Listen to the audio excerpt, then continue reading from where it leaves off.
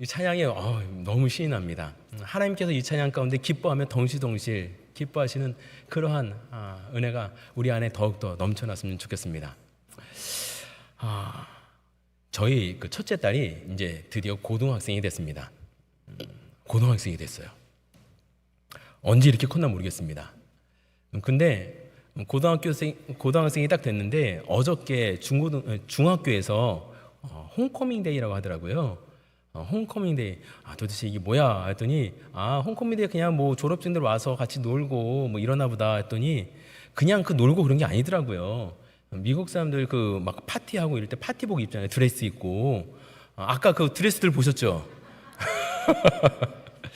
저희 첫째 딸이 그 홈커밍이라고 드레스를 사야 된다는 거예요. 그래가지고 드레스를 사러 갔습니다. 그래서 제가 데리고 가가지고 이제 처음에 제 아내랑 같이 가가지고 어떤 스타일이 난지 뭐 이렇게 컨펌을 다 받고 이제 제 그 세리가 마음에 드는 사이즈가 없어가지고 이제 돌아왔다가 나 그냥 다시 그 사이즈 살래 해가지고 이미 디자인은 제 아내가 다 컨펌을 했으니까 그거 사러 제가 이제 첫째 딸을 데리고 딱 가서 그 드레스를 샀습니다. 우리 아이가 언제 이렇게 컸는지 그 드레스를 입고 나니까 무슨 대학생 같아요. 예쁘더라고요. 누구 딴지 기쁜지. 어느 순간 갑자기 고등학생이 됐고 이제 조금씩 어르신들이 하시는 말씀이 조금씩 느껴져요. 눈 깜빡하면은 대학교 갈 거고 또 눈 깜빡하면 얘가 또 남자친구 데려와가지고 시집 간다고 할 거 아니에요. 생각만 해도 억장이 무너집니다. 그 첫째 딸하고 초보 아빠 초보 엄마가 새로운 생물을 맞이했으니 얼마나 많은 실수를 했겠습니까? 뭐 이것저것 알지 못하니까 많은 실수를 했죠. 잘 키워보겠노라 했는데 그냥 먹고 살기 바빠서 사역하기 바빠서 일하기 바빠서 그렇게 잘 정말 양육했나 생각하면은 부족한 것이 너무 많았어요. 그런데 그래도 그때 그 유아 그 아이들 양육에 대한 책들 중에 푸르미 아빠라는 책이 있었어요. 푸르미 아빠. 그 부모님들 젊은 부모님들은 아실지도 모르겠어요. 아이들 양육할 때 책 많이 읽어주라는 거예요. 책 많이 읽어주고 아이들이 매달릴 때가 얼마 없다는 거예요. 그래서 아이들이 읽은 책을 또 읽어주는 게 당연하다는 거예요. 그래서 아이가 충족이 되면은 다음 책으로 넘어가고 어쩔 때는 진짜 밤새도록 읽어달라고 할 때가 있는데 그렇게 아이들이 요구해봤자 길어야 한 달. 아이들이 정말 그 책 읽는 것에 대해서 관심을 가지는 그 기간이 얼마 안 된다는 거예요. 그걸 깨우칠 때까지. 그때 엄마 아빠가 그 기간을 참고 밤새 읽어주라는 거예요. 근데 이게 정말 힘들더라고요. 어떻게 그걸 읽어줘요? 근데 그래도 한번 그 책 보고서 아이 잘 키워보려고 제가 또 제 아내가 이야기 성경 뭐 이런 거 잔뜩 사놓고서 막 읽어줬어요. 근데 그림이 잔뜩 있고 위에 글씨가 뭐 다윗이 어쨌더라 뭐 엘리야가 어쨌더라 이렇게 한 줄씩 두 줄씩 나와 있는 이야기 성경 그 동화책 같이 돼 있던 책이었는데 항상 그 저희 세리가 이제 이것저것 읽어줬는데 제일 마음에 들어하는 책이 있어서 그 책을 항상 읽어줬어요. 시리즈로 6권인가 몇 권인가 되는 책을 쭉 읽어줬더니 여러분 어느샌가 갑자기 얘가 그 북스탠드를 켜놓고서 그 북스탠드 앞에서 혼자 동화책을 넘겨서 읽고 있는 거예요. 그래서 이제 제 아내랑 저랑 난리가 났죠. 야 우리 아이 신동인가 봐. 천재야 천재. 이러면서 몰래 숨어서 동영상을 찍었습니다. 근데 저 아이가 천재인 줄 알았더니 모든 부모님들 다 그러시더라고요. 우리 아이가 천재 같다고, 우리 아이가 벌써 그린다고 다 영상 찍어놓고 그러잖아요. 저도 그랬습니다. 이게 초보 아빠인데 뭘 알겠어요. 그러니까 이걸 딱 찍어놨어요. 근데 재밌는 사실이 그거를 읽는데 이 아이가 글을 읽는 게 아니더라고요. 매번 똑같은 책을 제가 읽어주고 아내가 읽어주고 때로는 할머니가 와서 그걸 읽어주니까 얘가 그 책을 통째로 외워버린 거예요. 그래서 엄마 아빠 하는 대로 북스탠드 켜놓고 책을 한 장 한 장 넘기면서 그 그림을 보고 그 그림에 대한 글을 매일 읽어줬더니 얘가 책을 통째로 외워버렸어요. 그래서 한 장 읽으면서 혼자서 책 읽는 것처럼 글자에도 손을 대가면서 다다다다다 얘기해요. 이걸 외워서 그냥 하는 거예요. 글자를 모르는데 그냥 그렇게 외웠더라고요. 되게 신기했어요. 그렇게 꼬맹이 시절을 지내더니 어느새 커서 벌써 얘가 고등학생이 됐습니다. 집에 있는 책들을 이렇게 하나하나 읽어주면 이 아이랑 이런저런 이야기하고 그리고 아이가 하나밖에 없으니까 아이가 궁금한 거 물어보면 거기에 대답해 줬어요. 참 만사의 때가 있다고 하는데 그 때가 지나니까 이제는 고등학생에 대해서 숙제한다고 방이 콕 처박혀서 숙제를 해요. 아빠가 얼굴 보고 벌써 세리야 뭐하니? 숙제해. 그렇구나. 괜히 한번 또 불러요. 세리야 뭐하니? 숙제해. 조금 있다가 세리야 뭐하니? 나 첼로 연습할 거야. 도대체 나오지가 않아요. 그래서 열심히 밥을 아내가 딱 차려서 이제 밥을 떠가지고 딱 놓고서 밥을 차려놓고 이제 부릅니다. 세리야 밥 먹어. 알았어. 맞아 이거 다 하고. 따님 얼굴 뵙기가 그렇게 힘들어요. 만세의 때가 있다고 하는 말 정말 딱 맞는 것 같아요. 그때 아이랑 그렇게 즐겁게 지내고 책 읽어주고 대화하고 그때가 언젠지 기억도 나지 않는 것 같아요. 너무 그립습니다. 근데 그 첫째를 생각하면은 둘째한테 조금 미안할 때가 있어요. 이제 여러 가지 일들을 하니까 첫째도 케어하는 가운데 둘째가 태어나니까 둘째한테는 첫째에게 읽어줬던 만큼 책을 읽어주지 못하고 그만큼 관심을 쏟아주지 못하거든요. 그러니까 얘가 책을 읽다가 때로는 언니한테 물어봐요. 공부하다 맡기면 언니한테 물어봐요. 저희가 막 바쁘니까 야 언니한테 물어봐 하면은 둘째가 언니한테 가죠. 그래서 언니한테 막 묻다가 갑자기 그 파워 바이블이라는 그 카툰으로 된 그 만화로 된 성경 이야기가 있는데 이사야서에 대한 내용을 만화로 엮어놓은 파트를 읽다가 얘가 궁금한 게 생긴 거예요. 그래서 그 아이가 저한테 묻습니다. 아빠, 예수님이 오셔서 예수님 믿고 우리가 천국 가는 거잖아. 그런데 자기가 읽던 성경 말씀 보더니 이때는 예수님이 태어나지 않으셨는데 예수님 오기 전에 사람들은 지옥 갔어? 하고 묻더라고요. 그렇죠? 여러분 4학년짜리 질문이 이 정도 수준이에요, 여러분. 예수님이 오시기 전에 사람들은 지옥 갔을까요? 천국 갔을까요? 제가 그 질문을 대학교 3학년 때 했던 질문이었거든요. 스스로 그 질문에 궁금증이 일어나서 그 질문을 파고파다가 종교다원주의라는 어떤 이단적인 사상이 혹시 이게 맞는 거 아니야 하면서 그런 책들을 막 찾아보고 한참 고민했던 시절이 있었습니다. 내가 이거 신학을 해야 되는 거야 말아야 되는 거야? 내가 포기해야 되는 거 아니야? 당장 등록금이나 이런 형편들이 좋지가 않으니까 이것과 맞물려서 혹시 구원이 교회가 아니라 다른 데 있는 거 아니야? 내가 잘못 알고 있는 거 아니야? 하면서 굉장히 힘들게 빠져서 한 2년 3년 동안 제가 씨름하는 가운데 그 답을 찾았어요. 근데 이런 이야기들을 제가 세리가 어렸을 때, 첫째가 어렸을 때는 많이 이야기해 줬거든요. 그래서 제가 둘째한테 이제 이런 얘기 해주다가 옛날에 첫째랑 이야기했던 것들이 생각나서 제가 세리를 불렀어요. 세리야 루아가 이런 거 질문했는데 너 어떻게 대답해 줄 거야? 너 어떻게 되는지 알아? 하더니 그 세리가 가찬타는 듯이 픽 웃으면서 이렇게 얘기해요. 아빠 옛날에 맨날 그런 얘기만 했잖아 하면서 이사야서에 나왔던 옛날 사람들이 예수님 없을 때 구원을 받았을까? 이러한 질문에 대해서 얘가 명쾌하게 답을 내리는 거예요. 제가 신학교 3학년 때 그렇게 고민하던 몇 년 동안 고민하던 질문을 이제 각 고등학교 들어간 아이가 막 명쾌하게 딱 답을 내리는 거예요. 저희 집 수준이 이 정도입니다, 여러분. 어떠한 대답이냐? 예수님 오기 전에 사람들은 천국 갔을까요? 지옥 갔을까요? 정답은 to be continue. 다음 주에 알려드리도록 하겠습니다. 아우 아쉬워. 좀 아쉬워해 주셔야죠. 저희 다음 주 설교 준비하고 있는데 이 내용들은 다음 주에 얘기하고요. 오늘은 제가 그 얘기하려는 게 아니고 얘기가 너무 길어지기 때문에 아이들이 그 구원에 대한 이런 고민들을 이야기해요. 책을 읽으면서 그 질문을 해요. 여러분의 자녀분들이 자라는 그 가운데 혹시 구원론에 대해서 이런 깊은 질문을 한 적이 혹시 있나요? 없을 거예요. 아마 있어도 이런 질문들은 쉽지가 않을 거예요. 왜냐면은 아빠가 목사기 때문에 할 수 있는 질문이에요. 그렇지 않습니까? 통계적으로 빨간 펜 선생님 하는 엄마의 자녀들이 명문대 가는 아이들이 많다라고 하더라고요. 엄마가 박사학위를 갖고 전문직에서 일하는 그 전문직 부모님을 둔 똑똑한 부모님을 둔 자녀들보다 통계적으로 빨간 펜 선생님이 무슨 박사학위를 갖고 있습니까? 아니잖아요. 그냥 아이들 키우면서 잠깐 남는 중간 시간에 과외하듯이 빨간 펜 가가오 방문해서 학습지 가르치는 선생님이잖아요. 근데 이상하게 통계적으로 빨간 펜 선생님들의 자녀들이 명문대 진학률이 굉장히 높았다 그래요. 왜냐니까 그 통계를 분석한 결과가 집에서 맨날 엄마가 공부하는 모습을 본 자녀들이 자기도 덩달아서 공부하더라. 그래서 명문대 가던 학생들이 많아지더라 라는 거예요. 뭐냐? 눈으로 바라보는 그것을 아이들이 따라하는 거예요. 가정교육이 바로 그거 아닌가요? 차분하게 앉아서 얘야 우리 집 가훈은 이거다.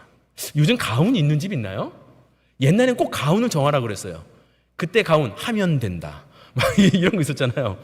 앉혀놓고 가훈이 뭐다, 우리 족보가 뭐다, 저희 할아버지께서는 막 이렇게 족보 이게 큰 거 이만한 거 두 권을 놓고서 막 펼치면서 네가 여기 있다. 도저히 한문으로 돼 있어서 한자도 못 알아보겠는데 박씨는 알아보겠어요. 저희 성이니까. 근데 거기서 네가 몇 대 손이다 이런 걸 알려주세요. 가정교육 그거 아니잖아요. 가정교육은 잘하는 가운데 아빠가 목사님이니까 자연스럽게 말씀이 관심이 있어서 이걸 물어보는 거고, 엄마가 빨간펜 선생님에서 매일 집에서 공부하니까 아이도 공부하게 되는 것, 그게 가정교육 아닌가요? 가정교육은 뭘 가르쳤다라는 게 아니라 함께 먹고 함께 자고 함께 살면서 자연스럽게 배우게 되는 것, 그게 교육이에요. 아이들의 세대가 다르고 언어가 다르고 자라면서 받는 교육, 이 모든 게 다 달라요. 우리가 자랐던 시대와 다 달라요. 그런데 아이들은 내가 분명히 초보 아빠여서 초보 엄마여서 내가 온전히 키우지 못하는 것 같은데 아이들은 잘 자라고 있어요.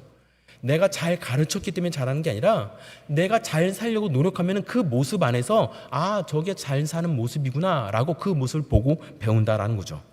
모든 게 다 달라질 수 있어도 우리의 삶에서 아이들은 그것을 다 배우게 되고 자기의 방식으로 해석하고 자라나는 거예요. 그런데 그 모든 것이 변하는 가운데 우리가 변하지 말아야 할 것, 그것까지 변해서는 안 된다는 거죠. 뭐예요? 십자가, 복음, 예수 그리스도, 죄사함, 구원, 이것은 변하면 안 되는 것. 다시 말해서 변하지 말아야 할 그것을 제외한 모든 것은 변할 수 있겠죠. 우리가 가정교육 안에서 자녀들을 교육하고 우리가 신앙생활하면서 놓치지 말아야 할 단 한 가지는 바로 그거예요. 예수 그리스도, 십자가. 이거 외에는 다 바뀔 수 있는 것입니다. 요즘 자녀들을 양육함에 있어서 애들 기죽이면 안 된다고 훈육을 안 하는 가정들이 늘어나고 있어요. 저는 개인적으로 그것은 옳지 않다고 생각해요. 잔디를, 집 앞에 있는 잔디를 가꿀 때는 사람을 동원해서 돈을 써가지고 약을 뿌리고 때마다 잔디를 깎아주고 트림을 하면서 나무를 예쁘게 다 관리해요. 잔디 하나 가꿀 때는 그렇게 신경을 쓰면서 열심히 가꾸는데 왜 자녀를 양육함에 있어서는 훈육하지 않고 가꾸지 않고 내 건 좀 내버려 두냐고요. 내버려 두는 거는 훈육이 아니라 양육이 아니라 방치예요. 저는 그것이 옳지 않다고 생각합니다. 뭐 다르게 생각하시는 분들은 마음대로 자신의 생각대로 양육하면 됩니다. 뭐가 옳은지는 모르겠어요. 제가 말씀드리는 거는 저는 그렇게 생각한다는 거지 그게 옳다라는 건 아니에요. 단지 제가 그것이 옳지 않을까라고 저는 그것을 믿고 그렇게 아이들을 키우고 있다라는 거죠. 각자의 양육에 대한 마인드가, 양육 방법이 다 다를 거예요. 그럴 수 있다고 생각합니다. 그런데 오늘 말씀에서 3절에 보면은 자녀를 양육함에 있어서 한 가지 그 가이드를 제시하는데요. 이렇게 말합니다. 개정개혁 성경 3절 말씀에 이렇게 나오네요. 같이 한번 읽을까요? 시작. 사람이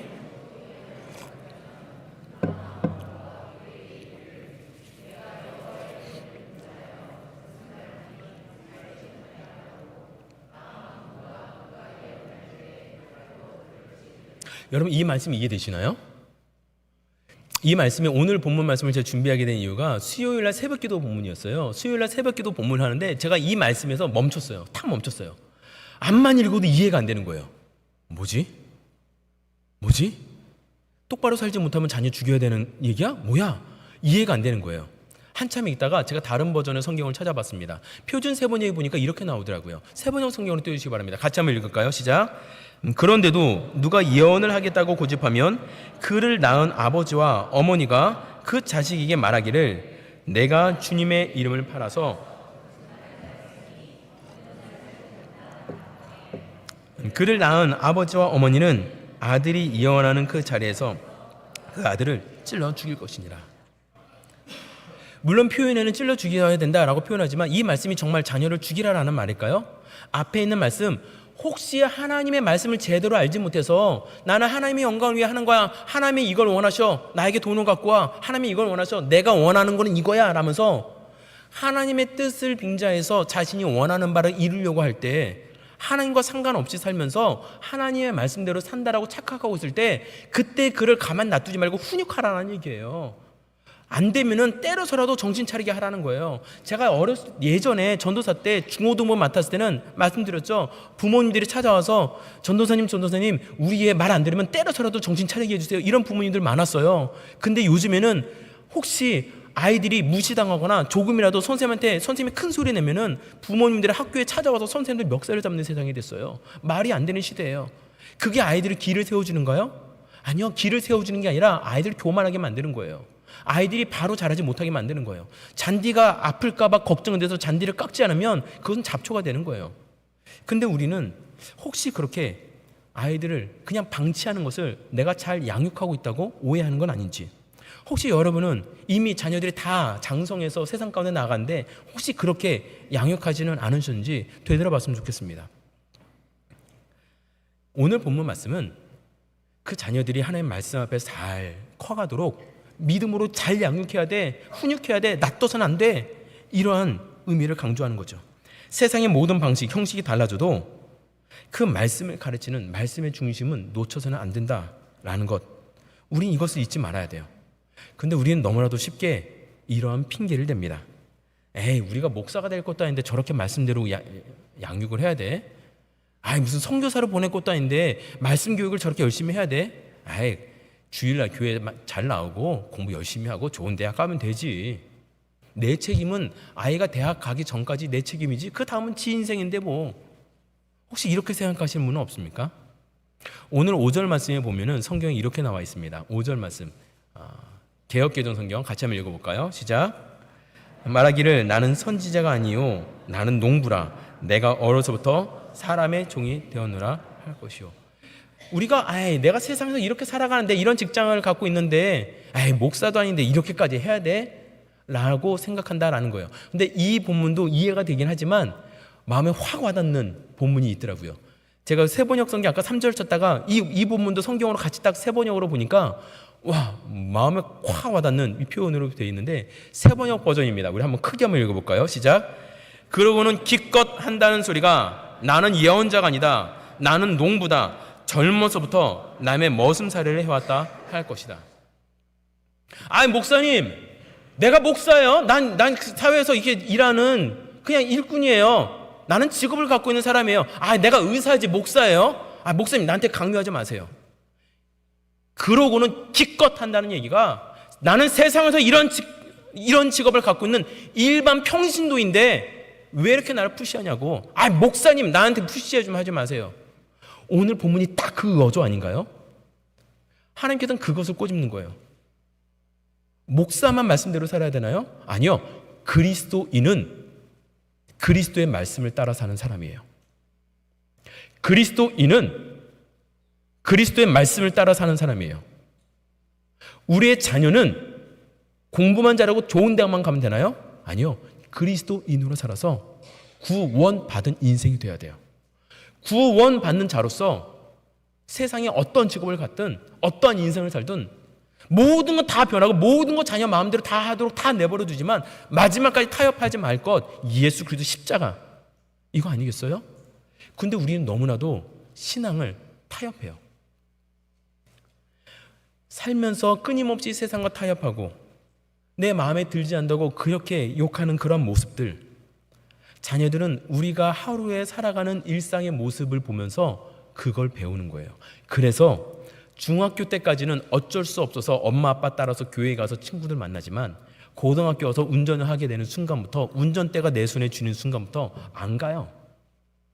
중학생, 학생들을 둔 부모님들은 우리 아이 때문에 근처에 있는 미국 교회 잠깐 다니겠습니다, 이런 하는 얘기를 들어본 적이 없어요. 근데 하이스쿨 다니는 아이들의 부모님들, 자기가 운전하는 아이들은 그런 일들이 일어나기 시작해요. 왜요? 내가 꼭 굳이 데려오지 않아도 애들 만나러, 친구 만나러 갈 수 있거든요. 내가 꼭 우리 교회 데려오지 않아도 근처에 있는 교회들 다니면서 친구와 함께 신앙생활 할 수 있거든요. 그래서 한 번, 두 번 내버려 두고 그 교회 나가게 하는데 어느 순간 보니까 한 번, 두 번은 그 미국 교회 나갔는데 친구들하고 어느 순간 교회 간다고 나가서 딴 데가 있어요. 어느 순간 교회 간다고 나갔는데 애가 보이지가 않아요. 들어오지 않아요. 그러다 보니까 안 되겠다 싶어서 이 아이 신앙생활 하기 위해서 내가 아이들하고 미국 교회 잠깐 다니겠다고, 아이가 대학교 들어가면은 다시 오겠다고 하고 가시는 분도 있어요. 근데 보세요. 부모의 그늘을 떠날 수 있는 힘이 갖춰진 순간 바로 떠나가 버려요. 왜요? 믿음의 훈련이 안 돼 있으니까 그런 거예요. 그런데 자세히 보세요. 믿음의 훈련이 아이들에게 돼 있지 않다라는 것은 그 평생의 삶에 끊임없이 나의 삶으로 믿음이 제일 중요한 거 아니야 라고 아이들한테 교육한 거 아닌가요? 자녀의 눈으로 부모님을 보니까 믿음 없어도 살 수 있구나, 우리 엄마는 돈만 있으면 사는구나, 좋은 직장 있으면 사는구나, 건강하면 사는구나. 끊임없이 우리의 모든 몸으로 우리 아이들을 양육했어요. 얘야, 돈만 있으면 산다, 좋은 직장 가져야 산다. 힘이 있어야 되는 거야. 시간 날 때 신앙생활 하면 돼. 우리의 삶으로 아이들이 보고 배우는 거예요. 아이들이 어려서 속이 없다고 하죠? 아니요. 아이들이 속이 우리보다 더 깊어요. 아이들 다 알아요. 얼마 전에 둘째가 저한테 따졌어요. 논리적으로 굉장히 따지더라고요. 저는 제 아이들이 엄마 아빠한테 무슨 이유건 간에 감정을 드러내거나 막 소리 지르거나 화내거나 이러면은 저는 참지를 않아요. 막 혼내거든요. 버릇없이 하는 거 아니라고. 엄마 아빠가 나중에 늙어서 힘이 없으면 너 엄마 아빠 버릴 거냐고. 그렇게 커서는 안 된다고. 아무리 부족하고 엄마 아빠도 실수할 수 있어. 그렇다고 엄마 아빠한테 화내는 거 아니라고. 지금 막 혼내요. 거기서는 제가 타협하지 않아요. 그랬더니 이 아이가 이제 4살밖에 안 되는 아이가 조목조목 생각해서 골똘히 생각해서 논리적으로 저한테 따다다닥 따지는 거예요. 아빠 할 말이 있어. 그랬더니 언니는 이거 해도 되는데 나도 똑같은데 왜 나는 이거 하면 안 돼? 언니는 핸드폰 가지고 자기가 마음대로 하는데 나는 왜 핸드폰 못해? 언니는 왜 나는? 언니는 나는? 조목조목 따지면서 아빠 나 억울해. 나도 이거 하고 싶어. 하고 화가 나는데 꾹 참고 눈물을 머금고서 또 얘기하는 거예요. 애들이 다 알아요. 다 알아요. 때로는 엄마 아빠가 이민자로 살아가는 가운데 차별받고 무시받아서 화가 나거든요. 그 화딱지 난다고 집에 와서 아이들에게 화를 쏟아요. 아이들이 엄마가 밖에서 스트레스를 받고 왔구나. 아, 오늘 일하면서 지쳤구나. 아, 그래서 나에게 화를 쏟는구나. 애들이 알아요. 엄마 아빠가 차별받는 거 알아요. 그래서 아이들도 학교에서 차별받고 있는데 집에서 말을 안 해요. 때로는 말을 해요. 근데 엄마가 아빠가 학교 가서 뒤집을 때가 있잖아요. 그럴 수도 있어요. 그런데 그래봤자 바뀌지가 않아요. 소수민족으로 산다는 것이 차별받을 수밖에 없어요. 아이들이 그걸 다 알면서 어쩌면 엄마 아빠한테 얘기했어도 바뀌지 않는 현실 속에서 말해봤자 소용없구나 하고 그 차별을 아이들이 감당해내요. 초등학생 아이들하고 얘기하면은 여전히 레이시즘 가운데 애들이 힘들어하고 아파하는 것들이 지금도 있어요. 근데 그걸 당하지만 내가 감당해야 된다는 걸 알고 부모님한테 얘기를 안 해요. 얘기를 안 하니까 부모님은 괜찮은 줄 알아요. 그리고 당신이 스트레스 받는 걸 아이들한테 쏟아붓고 아이들은 그걸 또 감당해내요. 우리가 가르치지 않는다고 해서 아이들이 안 배우는 거 아니에요. 아이들은 알아서 배워요. 아이들이 더 성숙할 때가 있어요. 아이들이 자존심 상할까봐, 기가 죽을까봐 훈육을 안 하죠. 아니요. 자존심 상하지 않는 게 아니라 그런다고 기가 사는 게 아니라 교만이 되는 거예요. 공부 열심히 시켜서 세상에서는 똑똑하게 자랄 수 있지만 하나님의 지혜를, 하나님을 의지하는 법을 배우지 못한 아이들로 자랄 뿐이에요. 저는 여기서 교육 방식에 대해서 이야기하고 싶지 않습니다. 저는 교육 전문가가 아니거든요. 저보다 더 잘하시는 분들이 있을 거예요. 하지만 여러분, 신앙에 있어서는 타협해서는 안 되는 거 아닌가요? 적어도 좋은 직장, 많은 돈 이런 것을 물려주지 못한다 할지라도 여러분의 신앙은 제대로 물려주셔야죠. 제가 플로리다에서 사역할 때 경제적으로 많이 힘들었습니다. 제 아내가 일을 하지 못했거든요. 저는 그때 그 신분의 문제로 인해서 일을 하지 못한다라는 것이 그렇게 서러운 줄은 몰랐어요. 여러분, 지금도 그 신분의 문제 때문에 마음껏 일을 하지 못하시는 분들이 있으시죠?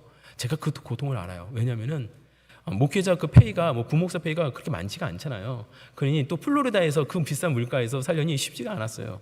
근데 제 아내를 알고 있던 어떤 분께 이렇게 추천해 주셔서 그 플로리다의 FIU 대학에서 한국어학과를 이제 새로 시작하려고 한다고 제 아내한테 오퍼가 들어온 거예요. 그 강의를 맡아달라고. 그래서 신났죠. 할렐루야, 드디어 이제 길이 열리는구나. 근데 저희가 너무 무지했어요. 워킹 퍼밋을 미리 받아놓지 못해서 제 아내가 합법적으로 일을 못하는 거예요. 그걸 몰라가지고 FIU에서 오퍼가 들어왔으니까 야, 이제 일할 수 있다고, 강의할 수 있다고 신나했는데 하려고 보니까 보내는 서류에 그 저희 영주권부터 해서 이런 서류들이 있잖아요. 근데 워킹 퍼밋이 없는 거예요. 그래서 일을 못 하는 거예요. 그러니까 그 자리, 내가 일할 수 있는 자리를 놓치기가 아까우니까 내가 발런티어라도 일하겠다고 하는데 법적으로 그 강의를 하는 게 돈을 안 받고 발런티어로 일을 할 수가 없다라는 거예요. 그래서 그 강의를 못 한 거예요. 어찌나 안타깝던지요. 시간이 지나서 2달인가요? 약간의 시간차로 워킹 퍼밋이 나왔어요. 근데 이미 떠난 배는 잡을 수가 없는 거잖아요. 그래서 일을 못 하는 거예요. 너무 아까웠어요. 그러니 경제적으로 넉넉하지 못한 상황에 저희 첫째 아이가 사탕 하나 사달라는 거예요. 근데 그 일불이 얼마나 하겠어요. 근데 일불이 돈이 없어서 못 사준 게 아니라 이제는 경제적으로 쪼들리다 보니까 그걸 사주는 게 마음에 자꾸 부담이 되는 거예요. 그러니까 아이를 혼내는 거죠. 야, 너 이거 이빨 썩어. 이거 먹으면 안 돼. 그깟 그 사탕 하나가 뭐라고 그걸 못 사줬어요. 가슴이 아프더라고요. 아이가 아마 저는 이제 이빨 썩으니까 먹으면 안 돼라고 했지만 아마 저희 애는 알았을 거예요. 아, 경제적으로 우리가 많이 멀었구나. 이런 거 사달라면 안 되는구나. 어느 순간부터 애가 막 이거 먹을 거 사달라고 그렇게 쪼르지는 않더라고요. 그래서 제가 이제 막 위축됐었나 봐요. 근데 제 아내가 저한테 오더니 제 등을 한 대 탁 치더니 그러는 거예요. 이제 저를 격려하려고 하는 얘기죠. 속된 말로 여보 허리 펴. 목사가 돈이 없지 가오가 없어? 이러더라고요. 속된 말로 그렇게 표현하는 거예요. 저를 격려하려고 하는 그 얘기에 정신이 바짝 들더라고요. 세상에선 부족할 수 있어요. 돈이 부족할 수 있죠. 내가 힘이 없을 수도 있죠. 소수민족으로 살아간다는 그 서러움이 있을 수 있어요. 이건 어떻게 바꿀 수 없는 문제잖아요. 근데 그 안에 내가 예수 그리스도를 믿는 신앙인으로서의 그 영적인 자존심까지 잃어버려서 되겠습니까? 세상에서 부족함이 여러 가지 있죠. 아이들에게 해주려고 해줘도 여전히 아이들은 차별받고 살고, 아무리 세상에서 정말 탑이 된다 하더라도, 제가 그 플로리다에 사역할 때 많은 분들이 정말 의사 선생님도 있었고, 여기 조지아 텍에서 졸업하고 그 FAU에서 테뉴어로 일하시는 교수님들이 몇 명 있었어요. 그분들이 하는 얘기가 똑같아요. 의대를 나오고 내가 교수로 테뉴어로 사역을 하는데도, 일을 하는데도 여전히 백인 교수들이 자기를 따돌린다는 거예요. 내가 분명히 연구 실적이 더 많은데 같은 교수들 사이에서 이상하게 학교에서 소수민족들을 떨어뜨리고 백인이라고 그들을 진급시킨다 하더라고요. 여전히 탑에 올랐는데, 교수가 됐는데도 차별받는다는 거예요. 의사가 됐는데도 의사들끼리에서 한인 의사를 차별한다는 거예요. 치과 의사로 일하고 있는데 내가 의사인데 차별받는다는 거예요. 아이들이 어렸을 적에 아이들이기 때문에, 없기 때문에, 부족하기 때문에 차별받나요? 아니요. 탑이 됐는데, 의사가 됐는데, 교수가 됐는데도 똑같이 차별받아요. 이곳에 이민자로 살아간다는 것 자체가 그래요. 그래서 뭘 주겠어요? 차별받지 않게 하기 위해서 돈 벌었죠. 공부시켰죠. 근데 여전히 차별받아요. 그 아이들에게 우리가 뭘 줄 수 있어요? 모든 걸 다 주지 못한다 할지라도 반대로 그 아이에게 예수 그리스도 그 이름 하나 심어줄 수 있으면 되는 거 아니냐고요. 예전에 한국에서 사역할 때 한 집사님이 있습니다. 그분께서 젊은 집사님이에요. 아이가 첫째는 이제 고등학생이어서 북경에서 유학하고 있었고요. 되게 똑똑했어요. 둘째는 한국에서 그냥 잘 중고등부 시절을 지내고 있었는데 어머니께서 암 말기로 해서 이제 숨을 거두시는 거예요. 마지막 신방을 갔어요. 그랬더니 그 집사님께서 저한테 밝게 웃으면서 이렇게 얘기하시더라고요. 목사님, 저는 괜찮아요. 저는 좀 일찍 가서 아이들 크는 거 보지 못해서 아쉽지만 우리 아이들 믿음 안에서 잘 키워놨기 때문에, 그래서 저는 아이들 믿을 수 있어서 그래서 저는 눈 감을 수 있어요 라고 이야기하시더라고요. 아이들 신앙 안에서 잘 키우면 되는 거 아니에요? 내가 아이들 키우는 거 아니잖아요. 하나님께서 그 아이들을 이끌어 가시는 거잖아요. 그렇다고 여러분, 그 영적인 훈육을 우격다짐으로 아이들에게 밀어 넣으라는 거 아니에요. 무조건 패서라도 잘 키워야 된다는 거 이거 아니에요. 성경 말씀에 보면 에베소서 6장 4절에 이렇게 나와 있습니다. 에베소 6장 4절 말씀 같이 한번 읽어볼까요? 시작.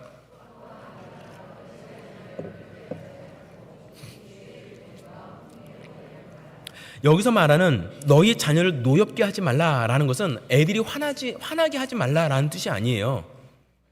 아이들을 훈육하는 가운데 노엽게 하지 말라라는 이 노엽다라는 단어는 원어를 보면 무슨 뜻이냐 하면은 잘못된 것으로 인해서 일어나는 분노를 표현하는 거예요. 다시 말해서 아이들을 양육할 때 그냥 극단적인 표현으로 아이들한테 도둑질을 가르칩니다. 그러면 아빠 이거 아니잖아 하잖아요. 옳지 않은 것에 대해서 아이들이 노여워하는 분노를 일으키지 않도록 하라라는 거예요. 무슨 얘기예요? 믿음으로 잘 가르치라라는 거예요. 믿음으로 끊임없이 잘 가르치라. 아이들 가르치는 거는 야 이거 해 이게 아니라 노엽게 하지 않기 위해서 뭘 해야 돼요? 믿음으로 잘 살아야 돼요. 힘든 일이 닥쳐올 때 아이들 알아요. 말 안 해도 애들 알아요. 경제적인 어려움 올 때 애들 알아요. 다 알아요. 그때 여러분 무릎 꿇으셨습니까? 하나님 앞에 엎드려서 하나님 우리 살려주세요 기도하셨어요? 갑자기 비즈니스에 문제가 탁 닥칩니다. 그럼 어떻게 하시나요? 밤새 담배를 피면서 전화통을 붙잡고서 어떡하지 막 전전긍긍하면서 에이씨 하고 욕하면서 아이들한테 야 너 잠이나 잘했지? 문제가 생길 때는 담배 피면서 전화통 붙잡고 누군가 날 도와주는 걸 찾는 게 방법이구나. 혹시 여러분 그렇게 여러분은 온몸으로 자녀들을 양육하지 않았나요? 문제가 생길 때 괜찮아, 나 돈 있어, 그 부족하냐, 야 걱정하지 마, 야 우리 통장 잔고 얼만데, 바로 핸드폰에 통장 잔고 올리면서 문제가 있을 때는 돈으로 해결하는구나 라고 자녀를 양육하지 않으셨습니까? 아이들이 안 보는 것 같지만 다 보고 있어요. 왜 아이들이 고등학교 돼서 운전할 수 있으면 떠난다고요?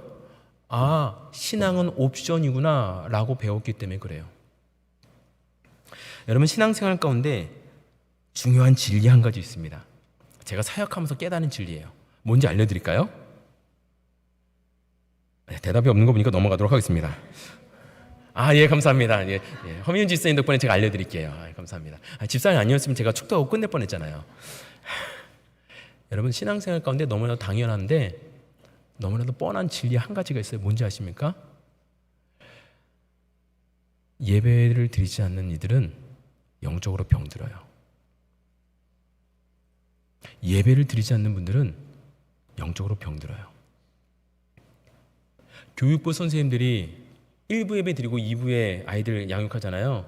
근데 선생님들이 너무 힘들어서 내가 지쳤다고 쉬고 싶다고 하시는 분들의 거의 대부분 그런 분들을 보면은 꼭 공통점이 있어요. 뭐냐면은 1부에 예배를 드리지 않아요. 내가 예배를 드리지 않는데 어떻게 아이들을 양육해요? 신앙생활 하다가 시험이 되는 분들이 있어요. 조그만 문제가 있는데 갑자기 언제나 그 일들을 잘 이겨내시던 분들인데 갑자기 그게 확 시험이 되는 분들이 있어요. 왜 그런지 아세요? 자세히 보세요. 분명히 예배 드리고 교회에 왔는데 예배 시간에 순간 사라져요. 저기 뒤에서 어디서 잡담하고 있거나, 일부 예배 드리고서 주방 봉사하시는 분들에게 그 같이 봉사 돕고 있어요. 정작 내 예배를 안 드려요. 그렇게 1년이 지나면 그 영이 병들어요. 그러니까 조그만 일에 시험이 들어요. 저희 아이들이 라면 하면은 환장을 합니다. 자다가도 일어나요. 그 라면이 뭐가 그렇게 좋다고? 라면 하면은 안 먹어도 라면 하면은 먹어 나와요. 그래서 라면을 되게 좋아합니다. 근데 그 좋은 거 한번 먹인다고 문제되는 거 아니잖아요. 한 이틀 먹어도 크게 문제는 안 돼요. 근데 한 달 먹어봐요. 얘가 문제가 되는 거예요. 얼굴이 피골이 상접해져요. 1년 먹어봐요. 분명히 병 걸려요. 마찬가지예요. 예배는 영적인 양식을 먹는 거예요. 크게 은혜가 안 될 수도 있죠. 내가 뭔가 얻어가는 게 없는 것 같을 수도 있어요. 그러나 오늘의 끼니를 걸어도 내일 굶어주는 건 아니지만 그게 한 번, 두 번, 한 달, 두 달 겹치게 되면 분명히 영적으로 병들게 돼 있어요. 시험 들게 돼 있어요. 이상하게 사역하다 보면 그게 정확해요. 제가 고등학교 1학년 때 심하게 방황을 했습니다. 제 방황을 몇 번 말씀드린 적이 있는데요. 고등학교 1학년 때 유도를 배우면서 용인대 유도학과 간 친구들이 저랑 같이 유도한 친구들이에요. 그러니 운동을 어죽이나 잘하는 친구들이에요. 저는 운동을 못하지만은 친구들이 잘하는 그 친구들하고 어울리다 보니까 그 친구들이 워낙 터프해야죠. 같이 그 친구들하고 어울리면서 1년 동안 방황을 했습니다. 방황을 하니까 저에게 나타난 증상이 뭐였냐면은 중고등부 예배를 못 나가겠어요. 예배를 못 나가겠어요. 저희 어머니께서 저를 굉장히 막 강하게 키우신 분이 아니거든요. 적당히 풀어놓으셨어요. 근데 저희 어머니께서 타협하지 않는 한 가지가 뭐였냐면은 제가 예배를 안 드리니까 못 가겠어요. 제가 못 가겠는 거예요. 차마 거기에 못 들어가겠어요. 그 아이들이랑 저랑 다른 것 같거든요.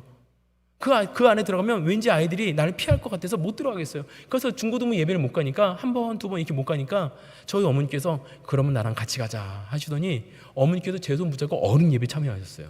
그렇게 엄마 따라서 엄마 손 붙잡고 1년 동안 어른 예배 드렸어요. 근데 그렇게 어른 예배 드리다가 내가 신앙이 회복돼서 고등학교 2학년에 중고등부 임원이 되고 고등학교 3학년이 지나고 제가 하나님을 만나고 대학교에 신학교를 가게 된 거예요. 그 예배 자리를 떠나지 않으면 때론 내가 힘들어도 버틸 수 있는 힘을 주시는 거예요. 하나님의 보호 안에 있는 거거든요. 하나님의 보호하심의 바운더리 안에 있을 때 하나님이 나를 보호하시는 거지, 하나님의 보호하심의 바운더리를 넘어가면은 하나님의 보호가 없는 거예요. 왜요? 하나님을 떠난다 어떻게 보호하세요? 우리 자녀들이 신앙에서 떠나지 않도록 우리 믿음으로 잘 양육해야 돼요. 그 양육은 어떻게 해야 돼요? 내가 바로 서 있으면 되는 거예요. 우리 엄마는 문제가 있으면 예배 가운데 나갔구나. 문제가 있으면 엎드려 기도했구나. 우리 아빠는 비즈니스 하다가 힘들면 주여 하고 주님의 이름 외치고 목사님에게 기도 요청하고 목장 안에서 목자님들에게 기도 제목 내놓고 저렇게 하셨구나. 일부러라도 본인의 가정으로 목장을 초대해서 우리 집에서 예배드리겠다고 아들 딸들이 있는데 엄마 아빠가 예배드리는 모습을 보여주는 거예요. 그게 진짜 신앙 교육 아니냐고요. 말씀으로 양육하고 기도로 아이들을 키우는 거 이거 쉽지 않아요. 이게 쉬워서 그렇게 해야 된다는 거 아니에요. 그냥 하지만 내가 그냥 그렇게 말씀대로 살면은 그러면 아이들은 자동적으로 잘 자라게 되는 것 아닐까요? 여러분, 제가 교육하는 아이들을 교육하는 방식을 여러분 따라 하시라는 거 아니에요. 저는 교육의 전문가가 아닙니다. 뭐가 옳은지 모르겠어요. 어쩌면 제가 하는 것들이 잘못된 방식일 수도 있겠죠. 저도 초보 아빠니까. 하지만 저는 교육 전문가가 아니니까 교육 방식을 따르십시오 라고 말씀드리는 건 아니에요. 하지만 건강의 문제는 의사에게 문의하시고, 교육의 문제는 선생님에게 문의하시고, 신앙의 문제는 목사의 지도를 따라야 되는 거 아닌가요? 여러분, 신앙으로 잘 양육하시기 바랍니다. 여러분, 그리고 신앙생활 잘 하시기 바라요. 정말 어린 자녀들이 함께 생활하고 있는 가정들이 있다면 아이들 붙잡고 같이 기도하시고, 자는 아이들 머리맡에 가서 머리에 손 얹고 기도해 주세요. 아이들이 자고 있어서 모르는 거 같잖아요. 애들 다 알아요. 열심히 내가 신앙으로 붙들고 내가 살려고 노력하는 모습을 보여주세요. 그러면은 아이들이 엄마 아빠는 그렇게 기도하는구나, 그렇게 배우는 거예요. 우리가 신앙을 놓으면은 자녀들의 미래는 사라지고 우리 교회의 미래는, 다음 세대는 사라지는 거예요. 어렸을 적에 1불 헌금합니다. 엄마의 손에 들려서 1,000원짜리 한 장에서 주일학교에 헌금하죠. 중고등학교 와서도 1,000원 들여서 헌금합니다. 대학교 가서도 1,000원 헌금해요. 직장 가서도 1,000원 헌금해요. 한 달에 5,000불, 10,000불을 버는데 1,000원 헌금해요. 한 달에 20,000불, 30,000불 버는데 1,000원 헌금해요. 왜요? 나이랑 상관없이 엄마 아빠는 1,000원 헌금했거든요. 미국에 왔는데 엄마 아빠는 1불 헌금하면서 나한테 1불 헌금하라고 했거든요. 애들도 알아요. 우리 엄마 아빠는 11조 안 하는구나. 엄마 아빠가 그렇다는 거 애들도 알아요. 애들 안 보는 것 같지만 다 알아요. 교회에서 목회자가 아무리 얘기해도 아이들이 변하지 않아요. 왜요? 아이들 데리고 교회 오면서 집에 돌아가는 길에 목사가 누구 장로가, 김 집사가, 언제나 교인들 욕하는 모습을 봤기 때문에 목회자를 신뢰하지 않아요. 아이들이 교회를 신뢰하지 않는 것은 전적으로 부모님의 책임 아닌가요? 그래서 여러분, 혹시 어린 자녀들이 있는 가정에서는 한번 열심히 힘을 내서 말씀을 읽어보시기 바랍니다. 여러분 스스로 신앙을 잘 지켜봤으면 좋겠어요. 아이들이 이미 벌써 다 떠나갔잖아요. 그러면 그 아이들, 자녀들을 위해서 기도하시고, 내가 잠깐 생각나서 전화했다고, 기도하다가 생각나서 전화했다고 그렇게 전화하세요. 장성했지만은 어머니 아버지가 기도하는 거 알아요. 저희 누님이, 이거 부끄러운 고백이지만 저희 누나가 그렇게 신앙이 좋은 사람이 아니에요. 어려서부터 모태신앙으로 자랐지만 신앙이 그렇게 깊지는 않아요. 그런데 무슨 문제가 있을 때마다 저희 누나는 엄마한테 전화를 해요. 엄마, 나 이번 비즈니스에 이게 재정이 이게 막혔는데 이거 재정 문제 풀리게 해달라고 기도해 줘, 엄마. 엄마, 우리 딸 이거 이번에 무슨 시험했는데 시험 봐야 되는데 기도해 줘. 엄마, 우리 첫째가 이 카이스트 가야 되는데 기도 좀 해줘. 기도한다는 거예요. 그럼 엄마가 기도할게. 그러면 그 일이 끝나면, 엄마 합격했어, 엄마 일 끝났어, 엄마 이거 잘 안 끝났는데 계속 기도해줘. 저희 누나는 신앙이 별로 안 좋은 것 같은데 그 뼛속 깊이 기도하면 되는구나 라는 것을 믿는 것 같아요. 그러니 뭔 일만 있으면 어머니께 기도 요청을 하죠. 이게 믿음의 양육 아닌가요? 믿음의 양육은 자녀를 양육하는 것에 있어서 먼저 전제가 있어요.